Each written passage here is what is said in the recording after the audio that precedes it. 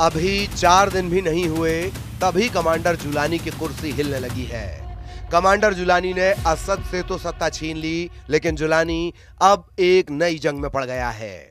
Jolani के लिए लड़ाई जानलेवा साबित हो सकती है, क्योंकि सीरिया में बशर अल असद की सत्ता जाने के बाद कई कमांडर पैदा हो गए हैं जो जुलानी से बेहद ही ज्यादा खूंखार हैं। एक्सपर्ट्स के मुताबिक सीरिया में इलाके के लिए होने वाली यह लड़ाई कुछ ही दिनों में गृह युद्ध में तब्दील होगी और इसमें अमेरिका से लेकर रूस और तुर्की सब जीतेंगे। अमेरिका पर्दे के पीछे होगा, तुर्की पर्दे के पीछे होगा, रूस पर्दे के पीछे होगा, ईरान पर्दे के पीछे होगा। लड़ेंगे सभी देश। सीरिया में खड़े किए हुए विद्रोही और गृह युद्ध बेहद ही खतरनाक होगा, बेहिसाब खून गिरेगा। बिल्कुल सही सुन रहे हैं।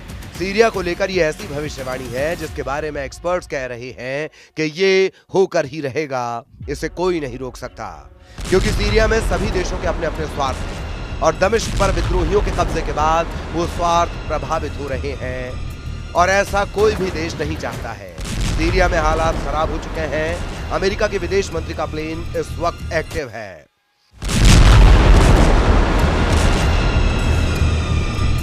एंटनी ब्लिंकन कभी इस देश कभी उस देश का दौरा कर रहे हैं, हालात संभालने की बात कह रहे हैं, लेकिन सबसे बड़ा सवाल कि क्या इसका असर होगा।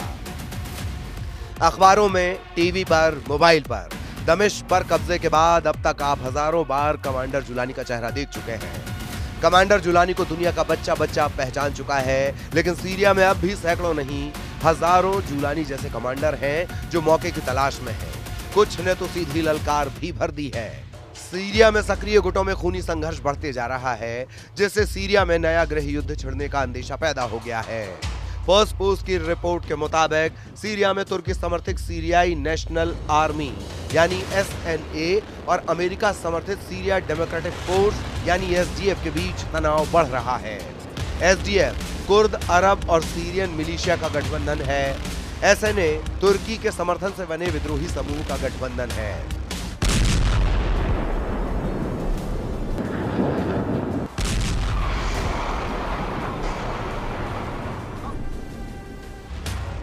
तुर्की और अमेरिका समर्थित गुटों के अलावा भी कई गुट सीरिया में संघर्ष कर रहे हैं, जिससे स्थिति बेहद बिगड़ चुकी है।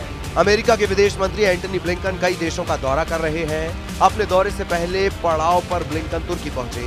यहां उन्होंने पहले तुर्की के विदेश मंत्री से मुलाकात की, फिर राष्ट्रपति एर्दोआन से मिले। ब्लिंकन ने कहा कि अमेरिका इलाके में शांति के लिए हर कोशिश करेगा। SDF और NSA के बीच खून खराबे की एक नहीं कई वजहें हैं, जिसमें 3 मुख्य मुद्दे हैं। पहला, दोनों गुट सीरिया के भविष्य को लेकर अलग अलग सोच रखते हैं, और दूसरा, इन दोनों के अंतर्राष्ट्रीय समर्थक और उनके हित, और तीसरी वजह इन SDA और SNA दोनों के अपने क्षेत्रीय दावे हैं।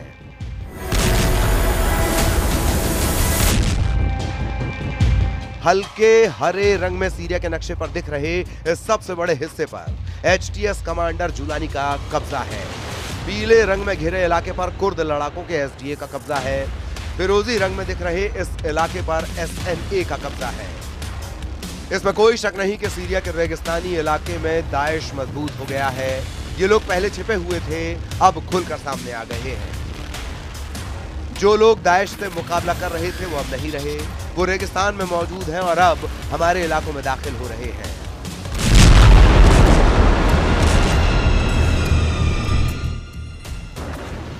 अब देखिए कि बशर अल असद के पतन के बाद सीरिया में नया झगड़ा क्या है।